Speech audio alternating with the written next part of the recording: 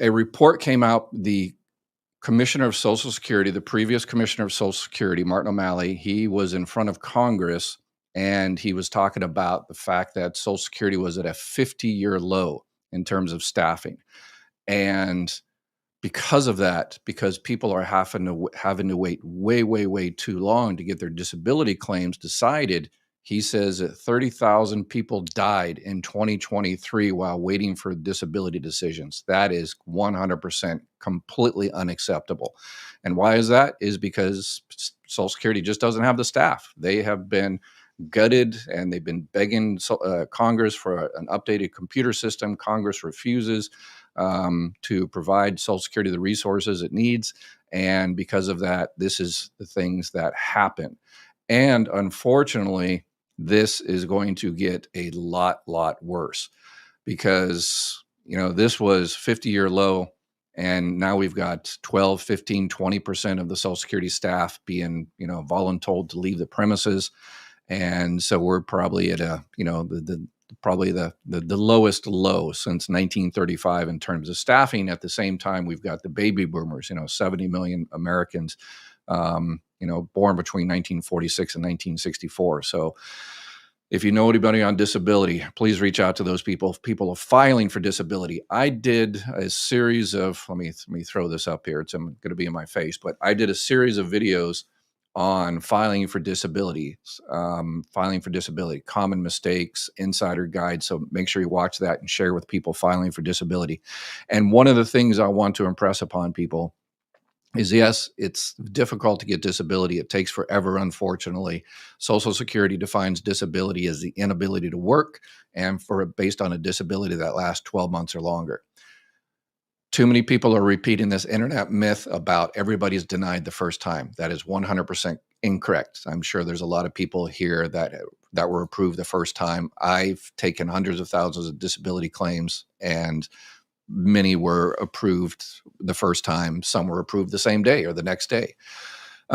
So that is a myth we need to stop because it hurts the people that really need to file for disability. And if they hear that, they just kind of give up. So let's not repeat that myth. So the process is you file a brand new claim. If you're denied, when I was taking claims, everybody at that time, we told people that it would be about 3 to 6 months to get your initial decision. A couple of weeks ago, staff at Social Security were telling people to take about 6 or 9 months to get your initial decision. That was 2 weeks ago. That was eons ago in Social Security terms, I guess, right now. Now, I'm not probably a year and a half to get your initial decision because they're gutting the agency. So the people that can least afford it are going to pay: the elderly, the disabled. So the initial decision, if you're denied on the initial decision, then you file a reconsideration, and that takes same amount of time, if not more. And then if you're denied at the reconsideration, then you have to file an appeal with an administrative law judge. And that one also takes forever as well. So I'm sure there are people that are going to pop up here during the live Q&A. Some people say, yeah, it took me 3 to 6 months or 9 months to get mine approved. And the other one's like, hey, I've been waiting 3 or 4 years to get mine approved. So we need to reach out to those people that are filing for disability, that have just recently lost a loved one. If you're filing for retirement, if you're losing your Medicare, here's another big one: losing your health insurance. If you've been working and all of a sudden you lose your job, you quit or something like that, and you're after 65, and when you were 65, you refused Part B, which was the correct thing to do if you had health insurance from current work, yours or your spouse's, and your employer had 20 or more employees.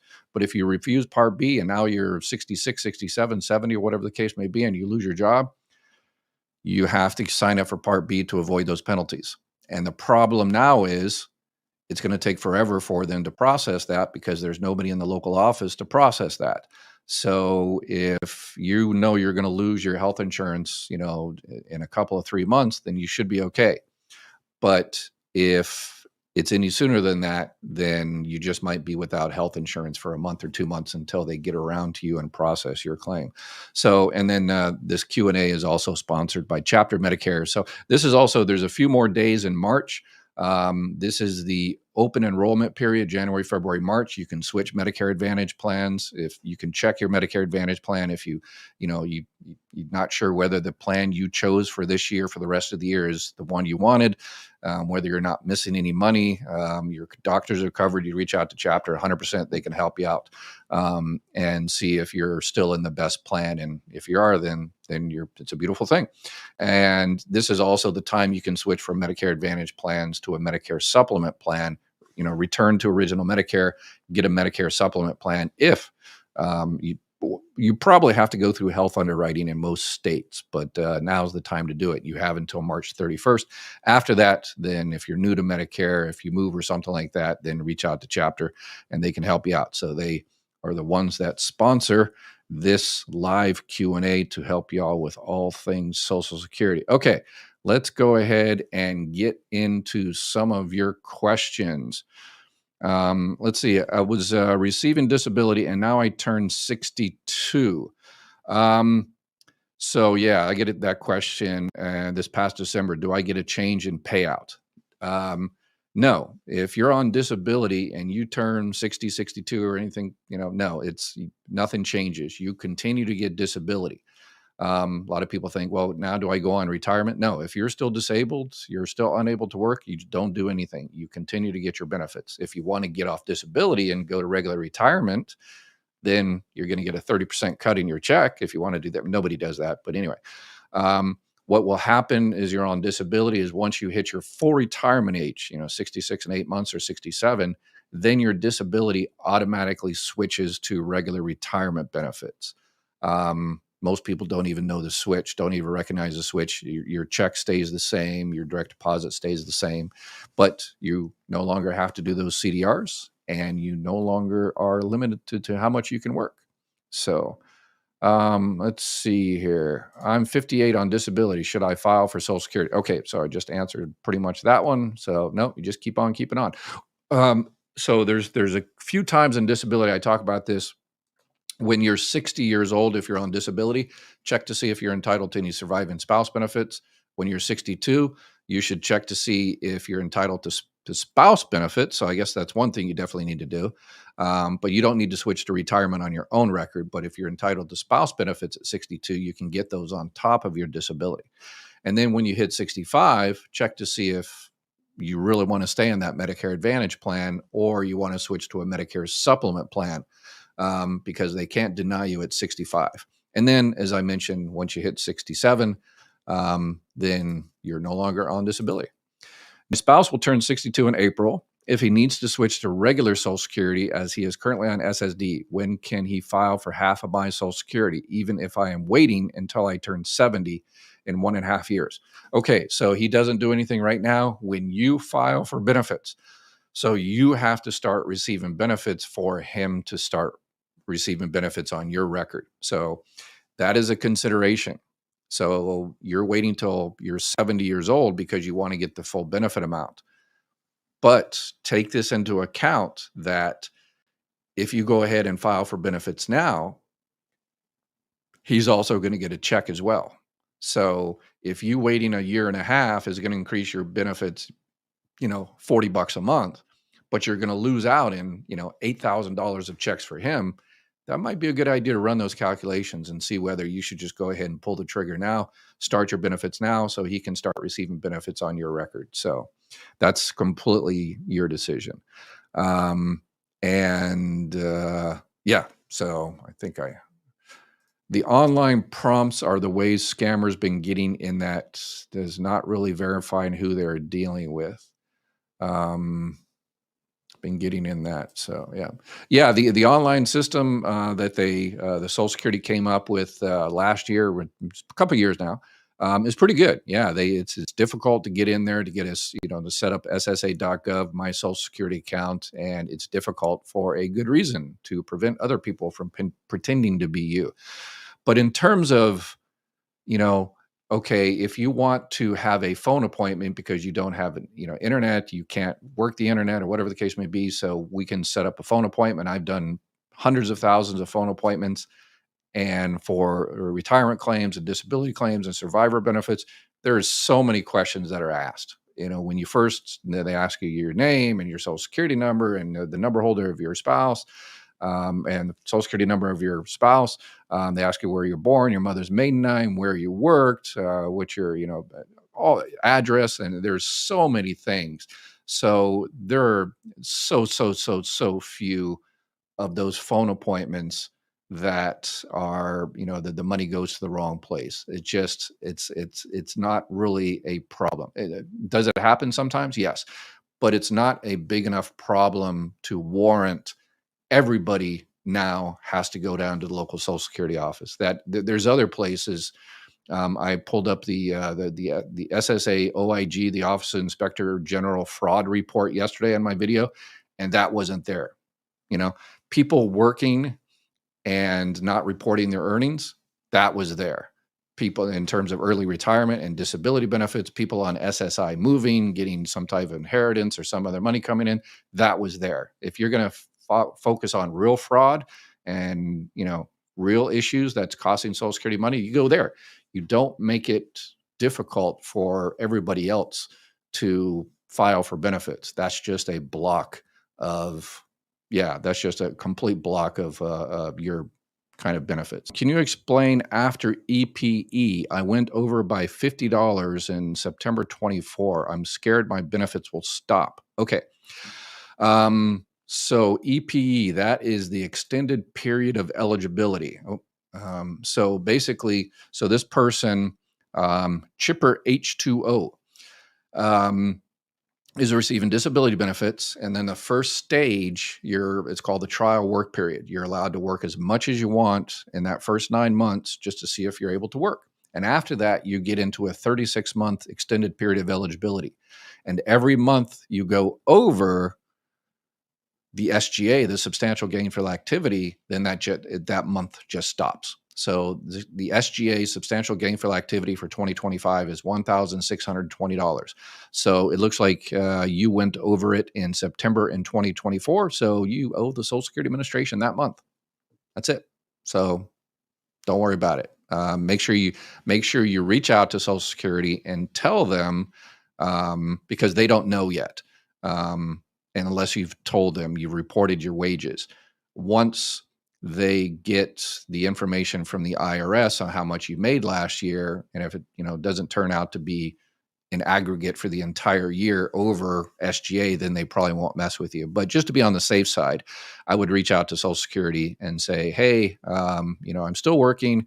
I'm going to keep under the SGA, but I just want to let you know that in September 2024, I made $50 over, and they might, again, take that month back. So I finally got on to my Social Security and found the Medicare section no longer gives me so that question ended there.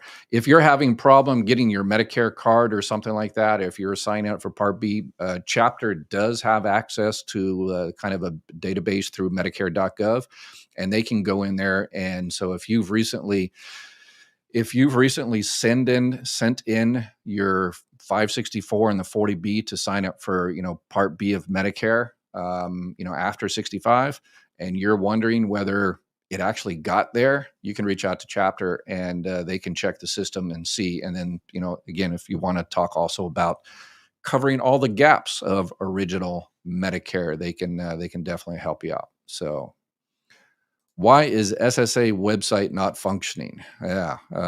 Dr. Dean, what's up? Yeah, I don't know. It does go down for maintenance. I always try to be neutral. There was that story on the guy in Seattle, Ned, that had his check stopped because Social Security said he was dead, and people started blaming Doge and Elon Musk and everything. No, there's a 0.1% chance that happened. 0.0 anyway. But yeah, that unfortunately happens sometimes. A coroner's office or a funeral home types in the wrong Social Security number, and someone else that's alive gets deceased. So I'm not blaming, Doge and thing. Social Security website, sometimes it goes down for maintenance, so that shouldn't be an issue. Sometimes if a lot of people go in there, it's overwhelmed. That happens. Not very often, but now considering everybody's going in there to beat the March 31st deadline, that might be a reason. And Dr. Dean, if you recently filed an application, a retirement, a disability survivor claim, whatever the case may be, then the Social Security Administration kind of the online website prevents you from going into other things because you have a pending claim, and that's Social Security has been asking Congress for for years. Give us resources to update stuff like that, and make a better system. But Congress refuses to do that. So yeah, I would probably lean on the conservative side and say it's probably just one of those things. So I don't think there's a conspiracy in there. Oh, yes, someone mentioned this yesterday. Dr. Dean says they are switching over to a new computer. That's why you have to sign into the new section. Oh, okay. Yes, and somebody mentioned also yesterday that if they went in there through like a Google Chrome and they couldn't get in there, that person went in there through Firefox and they were able to get in there. So download another system there, and they might be able to do it. So yes. And sounds like someone says they've saw somewhere that they're updating the system, which happens quite often. The problem is when Doge came in there, the first people they fired are the computer people that have been keeping this old archaic system up, putting together with, bubblegum and string for decades. And, these new kids don't know the old system. So hopefully something bad doesn't happen, but we're keeping our fingers crossed. We're trying to stay positive. I didn't get approved for SSDI my first time out. It took me 2 years to get my SSDI, but that was in 2001. My doctor didn't understand why, since I had back surgery and couldn't work no more with chronic pain. Yeah, back. I know back issues. Fibromyalgia, back, mental issues. Those are difficult. Yes, unfortunately. But I'm glad you finally got your disability approved, and hopefully you got your back pay and everything. Remember, okay, so remember, once you're on disability, you get Medicare after 2 years. So you were probably surprised that you got your disability approved after 2 years and immediately you got your Medicare card. And you're, wait a second, I thought it'd be on 2 years. Well, because they gave you 2 years of back pay, they gave you your Medicare, immediately. So a lot of people miss that. So, let's see.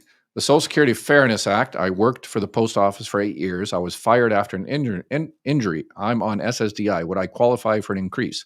If your benefits have been wept, the windfall elimination provision, if they asked you about your post office pension and they've calculated that into your benefit amount, then you will be unwept and your benefit just might increase. So it really depends on whether you worked under a non-covered pension, whether you were under the old CSRS or you were under the new FERS because you were a federal employee. So what is the new rule? They have to go online and need to identify yourself. If you don't, that's the end of your checks. No, no, that is incorrect. A lot of people are misunderstanding that. So thank you for that question, Ruby. I should have mentioned that in the first part, that right now your checks are good. The new March 31st, those are for new claims. So if you're looking to file a new claim, retirement benefits, disability benefits, survivor benefits, spouse benefits, Medicare, then if you can't do that 100% online, then you will have to go down to local office and prove your identity. As of right now, I mean, there's no telling what Doge would do. I don't think they would. I hope they don't do something that crazy where they said all 70 million Americans that are receiving benefits, y'all are fraudsters and criminals, and we believe y'all are getting benefits incorrectly, so we need to recheck your IDs. So all 70 million Americans that are receiving Social Security benefits, make a beeline down to your local Social Security office so we can double check your ID. I doubt. I hope they don't do something that dumb. That would just destroy the system, and which is anyway. But no, Ruby, you're good. The only thing that, because you're currently receiving benefits, you're currently receiving your check. If you change your direct deposit, then if you can't do it online completely, then you will have to go down. But if you're not changing your direct deposit or something, then you're good. So let's see. I'm on SSI. I don't know what you're talking about. Okay, someone else's. So yeah, SSI. That's one thing that's going to be interesting because that is a welfare-based program. SSI, supplemental security income. And during the previous Trump administration, disability benefits, including, SSDI, SSI, those were a target for cuts and scrutiny. And I think it's going to be even more so. Increased CDRs, increased RZs, there's redeterminations for people on SSI, and people on SSI know exactly what I'm talking about. So yeah. Ed, is there an option when signing up to SSA that you stop taxes being taken out? I searched but could not find anything. I tried calling but got cut off at 4 p.m. when they closed. Stop taxes from being taken out. Well, taxes are not taken out of your Social Security check. You might pay taxes on it later with the IRS, but in terms of Social Security taking taxes directly out of your Social Security check, they don't do it unless you tell them to do it. And it's a W-4V, a voluntary withholding. They changed it a few months ago where you didn't have to print off the little slip that you can pick, 7%, 15%, 22% withholding. Now you can actually do it over the phone. Well, you could a few weeks ago. But anyway, but yeah, if you chose to have taxes taken out of your Social Security check and now you want to stop it, then yes, you're going to have to call them up and tell them to stop it. But if you didn't, then you won't. Let's roll. DOD can't even pass an audit, but hey, let's start with IGS. That's why Musk Trumper. Okay. Yeah, the Social Security has always passed their audits with flying colors. We used to get dinged on our office. Sometimes the independent agency, that would come in, they'd go into a bunch of different offices, and mine was the third business in the country, so they always came into ours, and they used to ding us on the little things. And so one of the employees was reading the attestation. I certify under penalty of perjury that all the information I say is, and they read it to the husband, and then the wife needs to take the application too, and they forget to read it a second time, even though they both said yes. And so you should have read it the second time. So we used to get dinged on little things like that. But in terms of benefits going out, Social Security has always done a phenomenal job. They've always passed their audits. So the DOD, being an old Marine Corps sergeant, I know there's a lot of wasted money there. But anyway. Okay, here's a negative question. Stop spewing lies, please. Sue a divider. Okay, if any specific lies that you want me to stop spewing, please type it in there, and let's have a discussion. If I lose access to ID me and can't fix online, do I go to Social Security office? That's a question that we don't know yet. If you can't do things online, is that going to be considered a new application? Because if you can't do it online, if you can't fix it through ID me, then it sounds like you're going to have to go down to your local office, because before you could call up, but now that's part of the whole ID process. So I'm thinking you're going to have to go down to a local office. That's something that they haven't decided. So. But I would call Social Security first. Call the 800 number, your local, well, probably not your local office. They probably nobody there. But anyway, call the 800 number. They might have more experience resetting your password and everything. But if the new policy is that on that you have to go down to the local office and show your ID, then unfortunately, yeah. Diane, as to my having been denied wrongly 2 times, I worked my whole life, college grad, career woman, so I was insulted that after being denied 2 times for SSDI, finally received after hiring law firm. No fraud. Yeah, So they missed it the first 2 times, and the administrative law judge finally, because the administrative law judge has a little bit more latitude, they can read in between the lines a little bit. Um, and so, yeah, that's unfortunate that you were denied 2 times. Yeah. But yeah, some people use an attorney from the get-go.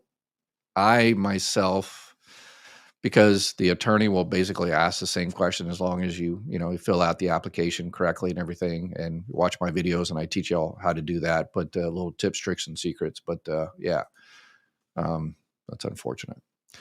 Hello, Dr. Ed. I'm 65 and I'm receiving Social Security since I turned 62. Do I need to take any action online?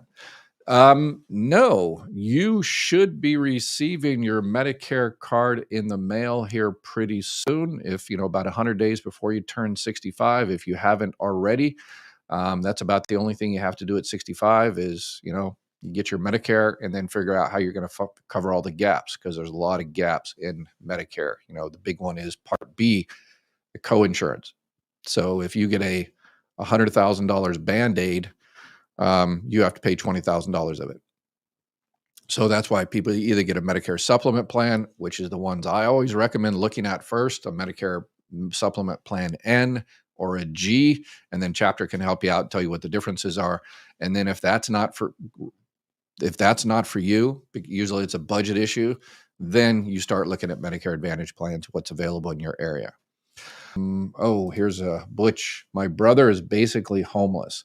I got him signed up about a month ago, got him a Social Security card. It will be basically impossible for people who are homeless to cut off first. Yeah. And those are unfortunately the disabled, homeless, elderly that can't make it to a Social Security office, that, can't, the vulnerable. At least,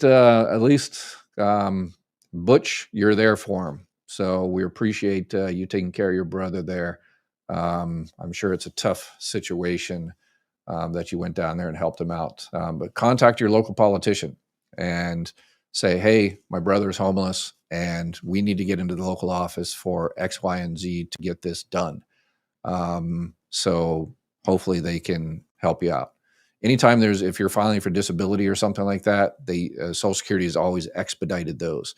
If it's called terminal illness, or if you're homeless or wounded warrior and stuff, there's different categories to where Social Security has always historically expedited those claims. But even today, but because today, even an expedited anything today still takes way, way too long because there's nobody there at the office to help out. So, all right. So I guess I apologize. I got tons of questions, but we're an hour here. But we all need to be like Butch and look out for other people. Look out for your other relatives, distant relatives, a little old lady down the street, the local waitress, and make sure people are doing the right thing. And if they're going to do something, they need to do it sooner rather than later so they get the right check at the right time. All right. Y'all take care. Please take care of each other, and we'll see y'all tomorrow.